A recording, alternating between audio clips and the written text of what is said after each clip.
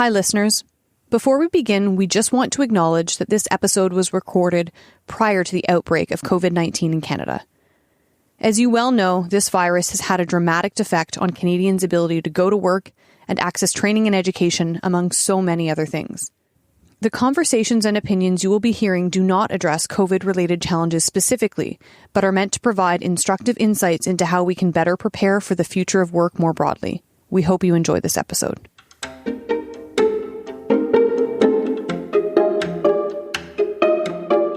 Welcome to the Future Skills Centre podcast, presented by the Conference Board of Canada. I'm your host, Heather McIntosh. As a member of the Education and Skills team at the Conference Board of Canada, my colleagues and I are constantly looking ahead, gaining and sharing insights into the labour market of today and the future. Together with our partners, we inform and support local approaches to skills development and employment training to help Canadians transition in the changing economy. The Future Skills Centre is a consortium made up of the Conference Board of Canada, Blueprint, and Ryerson University. Together, we're building a centre that strives for research excellence and evidence generation. Like countries across the globe, Canada is facing wide-reaching demographic and technological changes that pose increasingly significant challenges to the world of work. In Season 1 of the Future Skills Centre podcast, presented by the Conference Board of Canada, we will explore some of the most crucial emerging challenges to the future of work. Each episode will unpack a unique challenge facing Canadians.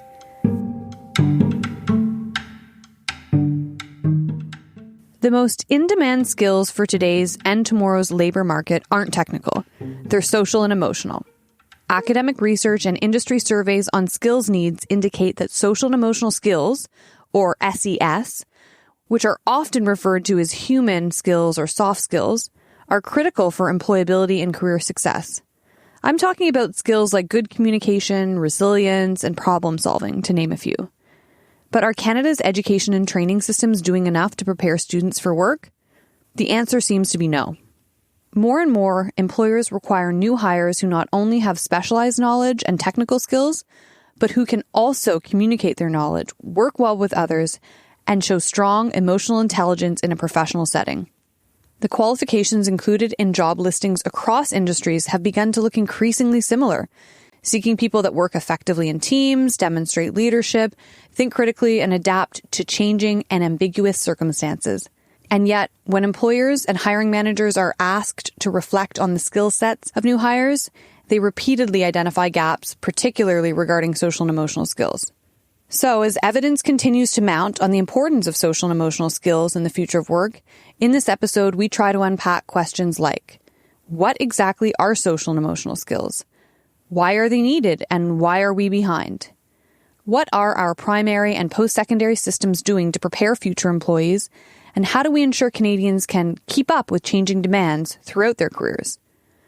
On this first episode of the Future Skills Centre podcast, I'll talk to people doing research on social and emotional skills, a post-secondary practitioner running programs related to SES training, as well as someone with hands-on experience in the Ontario education system to try and understand the answers to these questions. Steve Higham and Maria Giammarco are researchers on the Education and Skills team at the Conference Board of Canada and are currently running a multi-year research project on the training and development of social and emotional skills in the Canadian education system. This project is one of many that the Conference Board of Canada is conducting on behalf of the Future Skills Centre. While SES training is reflected throughout the K-12 curriculum, Stephen and Maria are interested in researching the opportunities and challenges of social and emotional skills training for recent graduates of post-secondary education. Here's Maria and Stephen. We do a pretty good job of equipping people with some of these skills that we're calling social and emotional skills when they're in kindergarten through to grade school and even in high school. You know, when you're in kindergarten, you're taught how to share, how to play nice. Maybe even in high school, your ability to work in a group shows up on your report card. But by the time you get to university, we tend to devalue those sets of skills, or at least assume that you're gaining them without actually measuring them. And that's because they are really tough to assess, and they're tough to measure, and they're tough to teach to people. But as we're seeing more and more businesses demand these skills, Employers say that the graduates that they're seeing coming out of post-secondary institutions are lacking in some of those skills. And so there's this apparent gap between the demand for those social and emotional skills and the skills that students are actually being equipped with in post-secondary. It's interesting that you meant employers' concern around recent grads not having social and emotional skills. I'm interested to know your thoughts on whose responsibility it is to train for these social and emotional skills. Post-secondary, employers. What are your thoughts? When we think about the responsibility to train and develop social and emotional skills, it's helpful to take a step back and think about learning from a lifelong perspective.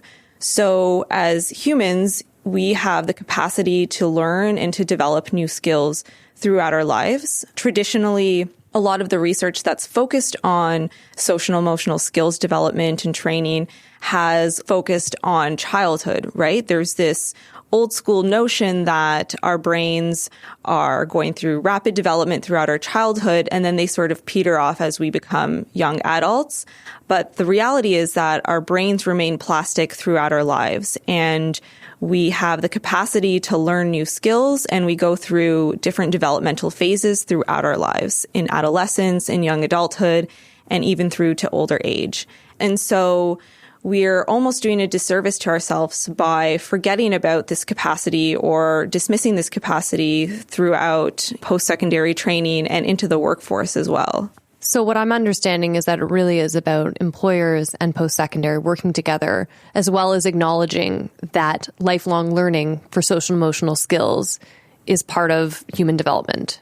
Absolutely. I think employers have a big role to play, but sometimes they don't actually see that role in themselves.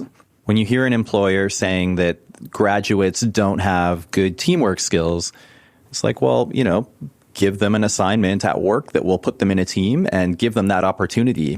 The challenge there, though, is that how do you actually measure their development of those skills and how do you assess it, whether that's in post-secondary or on the employer side? We don't have those assessment frameworks really well developed for social and emotional skills.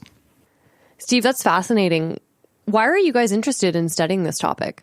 I would say that I'm emotionally invested in this line of work. I think it's extremely important and valuable. And in doing this work, what is really important to this project is when we look at social and emotional skills, we need to make sure that we're not leaving entire groups behind. We know that people with marginalized experiences or from vulnerable groups are hit the hardest by things like automation. Jobs that rely heavily on these sort of technical, job-specific skills are increasingly replaced by technology and are also the jobs that vulnerable groups tend to occupy the most.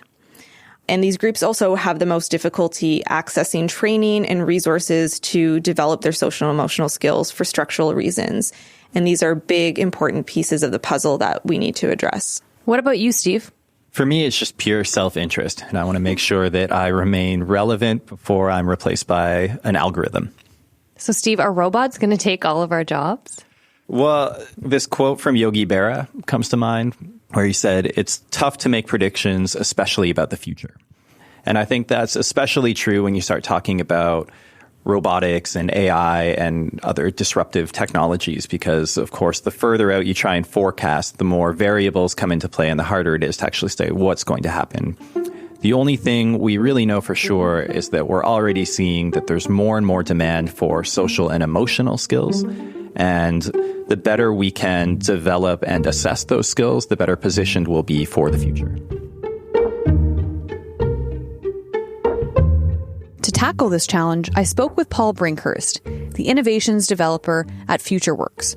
Futureworx is a non-profit, community-based organization focused on employment, educational, and training programs. It operates across Canada, helping job seekers and employers with services ranging from career planning and job searches to recruitment and HR. I spoke with Paul about the role that social and emotional skills play in Futureworx programming, and how this work led to the development of the Employability Skills Assessment Tool, or ESAT.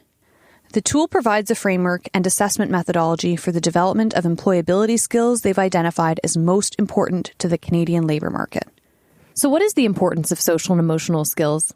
I think from our perspective, they're foundational skills for everything else. So when we talk about designing our programs, we talk of a skills pyramid with the technical skills you need to do the job, some essential skills that you need, the reading and writing and numeracy and so forth. But at the bottom of the pyramid are these behavioral skills that allow you to interact with other people effectively. But they're also internal attributes, things like your adaptability and your accountability and your motivation. These are the things that allow you to be your best when you're in an employment situation and meet what are the driving expectations of an employer. The problem is if we don't address these kinds of social and emotional skills as part of training processes, then we're really leaving people without, one of the legs that they need to stand on for success in the workplace. And often, unfortunately, these skills don't get the same kind of attention. So we're actively trying to promote the inclusion of these skills in whatever type of training or education experience somebody has. If you've got time with somebody, often months, then you have the perfect opportunity to help them identify behaviors that are going to be problematic and modify those behaviors. If you don't do that, then what happens, and what we've seen many times across the country when we've done ESET training, is that somebody is taking a program, you can talk to the instructors, they know the 2 or 3 people in the program who are not going to be successful in the workplace, but they're still going to graduate. And unfortunately, they just don't have anything in place to really deal with behaviors in an intentional way. So why are social and emotional skills often undermined when thinking about training at large? I think there's lots of reasons for that. The difficulty is that dealing with social and emotional skills takes time. So it's difficult to add them on top of a program without actually adjusting the program to give instructors and so forth the opportunity to talk about the skills, but more importantly, to let people practice the skills. People are uncomfortable dealing with these skills. So people will say, I don't have time to do those skills, or they'll question their ability to judge somebody's behaviors, even though that person is coming to the organization to prepare for employment. They might be concerned about offending the learner and then leaving the program. The challenge is to set up the program so that these kinds of social and emotional skills are normalized, so people expect them to be talked about in the program. It's about setting up the environment for the program so that they're part of the surroundings, just as literacy or numeracy would be. So you can create a program where the person expects these things to happen, and then you can do it. If you don't do that, if the person's coming in, they have no idea that behaviors are going to be an issue or talked about, and then you find that you have to address these, it's much more difficult, and people get uncomfortable trying to do it. So I think people realize that they're important, but they don't necessarily have the program structured in a way that makes it as easy as it could be to deal with these problems. And they're missing tools. They're not necessarily getting training on how to do this kind of skill development and so forth. So while most people seem to agree that social and emotional skills are essential, the teaching, monitoring, and evaluation of these skills in an applied setting can be challenging. The Employability Skills Assessment Tool, as developed by Futureworks, provides a solution. The tool, known as ESAT, helps collect behavioral observations, learner self-assessments, and staff assessments, then provides custom programs for people to develop different strategies that are more aligned to the needs and expectations of the workplace. The ESAT can be used in programs as short as 3 weeks, where the aim is to create awareness and employability expectations, or to longer programs of 6 weeks or more, where real behavioral change can be achieved. I asked Paul how the feedback collected through ESAT helps to normalize conversations about social and emotional skills within the Futureworks program. Well, I think people are often ashamed of what they perceive as, a behavioral critique, I guess, as somebody saying that a behavior is potentially problematic in the workplace. We don't typically talk about these things even with the people who are most important in our lives, because we're embarrassed or we're afraid to hurt them. So by normalizing, it just means recognizing that we all have social and emotional skill strengths, and we all have areas that we can work on, that the instructor or the facilitator in a program is no different in that respect from the people that they're training, that we all, therefore, can benefit from the opportunity to practice and improve these skills. So, instead of having it be an issue that, we've got to talk about this with somebody, this issue with someone, all of these skills are on the table. They're discussed as a routine part of the program. Everybody knows that they're going to be working on areas that they need to work on, and it just becomes an expectation. And Paul, could you elaborate more on what the assessment tool for the employability skills assessment tool really is? It's a formative assessment process. So you are asking the members of the team working with an individual to observe their behaviors as they go through the program.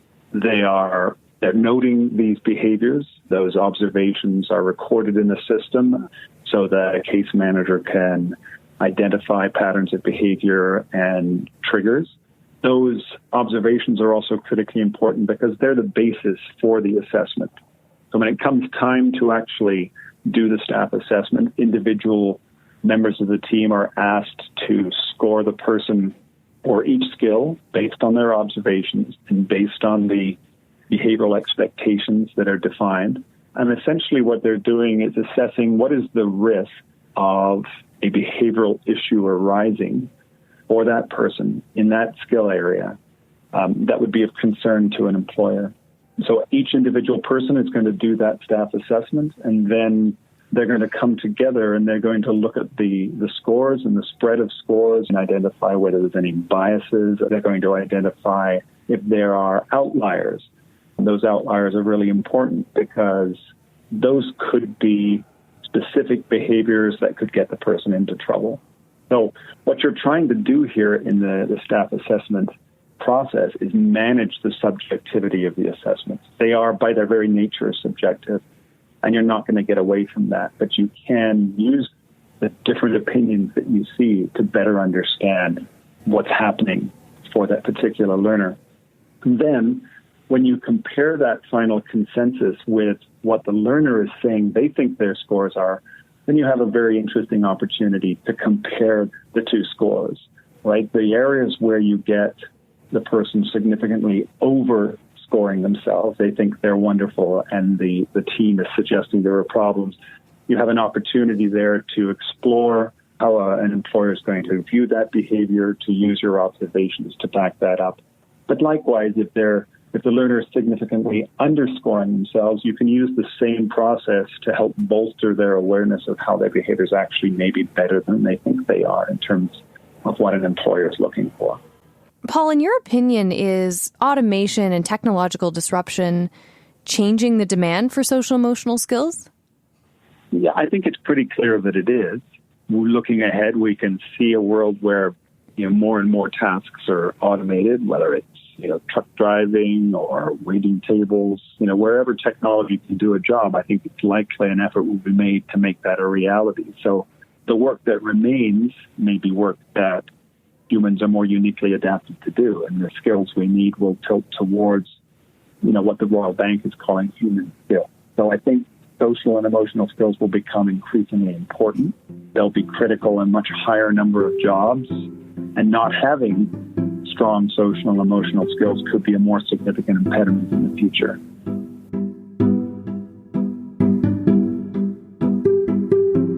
Futureworx is a great example of an organization looking at social and emotional skills through the lens of lifelong learning. Sometimes it's difficult to reflect on your social and emotional skills as you grow older. It becomes something that you're just expected to have through interacting with peers in your day-to-day life. By explicitly acknowledging that everyone has strengths and weaknesses in these areas, even the educators, Futureworx normalizes the discussion of social and emotional skills across all stages of life. While it's true that social and emotional skills are a greater focus of K-12 education, relative to post-secondary, there is still much work to be done to support young students in developing a strong foundation of SES. Jennifer Adams is a consultant who has been engaged in social and emotional skills development initiatives on a local and international level. She's been the Director of Education at the Ottawa Carleton District School Board and past chair of the Informal Advisor Group for the Study on Social and Emotional Skills with the OECD. Given her knowledge on social and emotional skills training globally, I decided to start by asking her how Canada compares on the international stage regarding the development of social and emotional skills. I think Canada is well positioned. We have a very professional teacher workforce. They're highly skilled, and teaching these skills and embedding them into the everyday work that happens in the classroom, I think Canada is well positioned to be doing that. Jennifer, you mentioned that you were the Director of Education for an Ottawa District School Board. I'm wondering if you could elaborate on the importance of social and emotional skills development throughout K-12 learning. Yeah, it's an interesting question because I think teachers intuitively have always known that they are responsible for helping the whole child, not just in particular content areas, but developing as children and into adolescence and well into adulthood. We don't need to have a separate curriculum to teach these skills. We just need to be intentional and purposeful. And, we're very fortunate in the province of Ontario. We have a curriculum that for teachers in each of the grade levels and each of the subject areas, there's an upfront piece of the curriculum that describes many of these skills, whether it's problem solving or collaboration or communication or developing empathy for others. Those types of skills are all acknowledged at the front of the curriculum. So in a sense, it gives our teachers permission and actually a responsibility to be helping students develop those skills. So we're very careful to say that we don't do reading, writing, and math from Monday to Thursday, and then on Friday we teach social emotional skills. It's every day across all the different subject areas, and obviously with higher levels of complexity as the children get older. So again, it's something that it's a collective responsibility. It's something that binds us together in the education system in the sense that we all have the opportunity to help students develop those skills as they're going through the education system.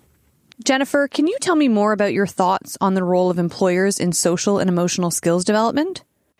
Yes, there's been some great work done here in Canada. And I'll give one example. RBC has done some really interesting reports on future skills and what are the kinds of things. They've certainly highlighted the need for the development of social emotional skills in children and in their employees. So that's one example of a corporate partner that is really looking at what are the kinds of skills that we need to be doing and how do they play out. Another organization, I think many of the listeners will have heard of the UN Sustainable Development Goals. And of course, the Sustainable Development Goal number 4 is quality education.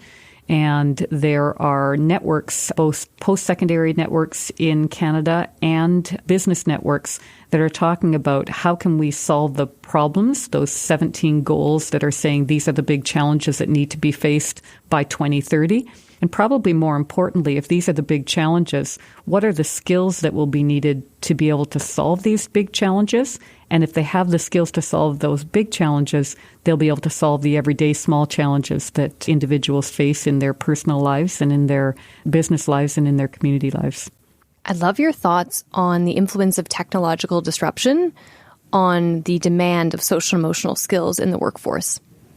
Yeah, it's a good question. And like everything, there's advantages to those technological disruptions and there's disadvantages. I think one of the advantages is that just amplification and the ability to kind of share information and share ideas and have platforms that allow for those kinds of communications. So it's a way of really making sure that awareness globally takes place. And there's all sorts of tools that are available to help classroom teachers embed those kinds of things into their classrooms. So up from a very macro level at the global level, right down into the classroom, technology can play a huge beneficial role. Some of the challenges, I think, again, as a parent, the amount of time that children and young adults and older adults like myself spend on our screens where we're not interacting and we're not necessarily building the types of social and emotional skills because we're spending so much time. So how do we take the advantages of the technological disruptors and benefit from those? And how do we think carefully about the world that our young adults are going into now and try to make sure that they have the skills to be able to better manage their lives in a world that's very, very connected? You touched on something really interesting, which was, I believe, alluding to this growing momentum around the interest of social emotional skills and learning. Given the longevity of your career, I'm interested to hear a reflection from you on how interest or momentum has waxed or waned over the years. Yeah, I think what's the interesting thing is that we started off, I look back to 10 or 15 years ago, and we really took a close look at pedagogical practices in the classroom. And many of us will remember, you look back, a number of years, and the typical situation when you walked in a classroom was you had a teacher at the front of the room and you had children or young adults sitting in, separate desks. And what we have done a really good job in education in Canada doing is really evolving what teaching and learning looks like. And so when you walk into our classrooms now, typically you see groups of students working together. You see a teacher acting as a facilitator. With that type of pedagogy, it is a great way of linking children to the content or the curriculum area. But what it's doing at the same time is it's developing those social emotional skills. Children are problem solving. They're not just taking and digesting and swallowing the content. They're actually thinking of the content. So I think it's been a natural progression, and we're in a good place to be moving forward. Jennifer, with your expertise and rich career in education and social emotional learning, what is your vision for social emotional learning in the future? That's a good question, and I really like how we're landing in Canada with this concept of future skills. And, of course, the federal government has put funding out there to create a Future Skills Centre, and I think it's a really good opportunity in a country where the education system is federated in the sense that it's the provincial responsibilities. I think there's a great opportunity to really be thinking up at that federal level nationwide as provinces look at their curriculum and the practices in their classrooms and their practices in their post-secondary institutions. It's really an opportunity to be looking at future skills. What are the skills that all of our students, regardless of the disciplines that they're going in and their career paths, what are the skills that they would like to have? And there's a natural, when we look at future skills, it will always include social emotional skills because that's the world that we live in now.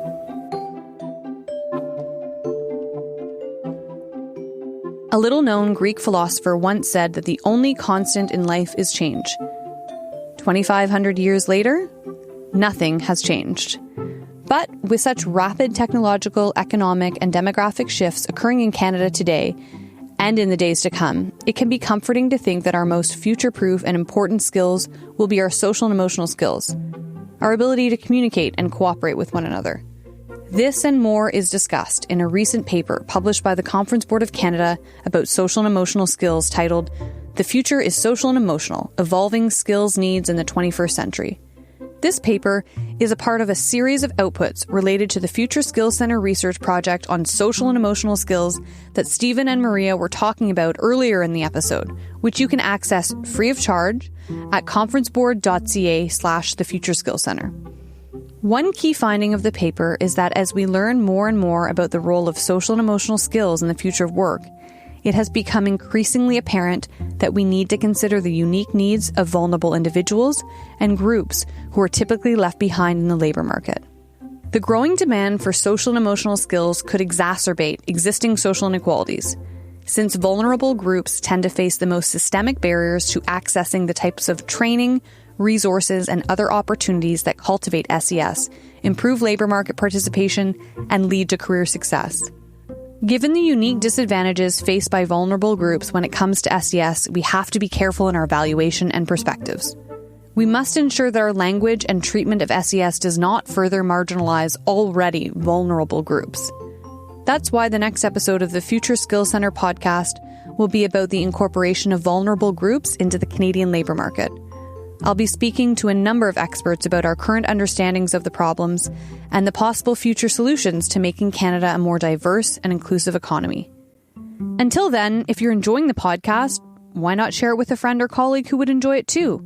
You can subscribe through your favorite podcast app. Thanks for listening, and let's keep working toward a better future for all Canadians. The Future Skills Centre podcast is presented by the Conference Board of Canada and hosted by me, Heather McIntosh. It is produced by Noah Snyderman and Kevin O'Mara.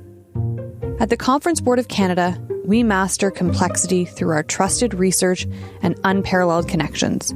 delivering unique insight into Canada's toughest problems so leaders and communities can build a stronger future. Learn more about us and our work at conferenceboard.ca. We are a proud consortium partner of the Future Skills Centre, which is a pan-Canadian initiative connecting ideas and innovations generated across Canada so that employees and employers can succeed in the labour market, and to ensure that local, regional, and national economies thrive. To learn more, visit fsc-ccf.ca.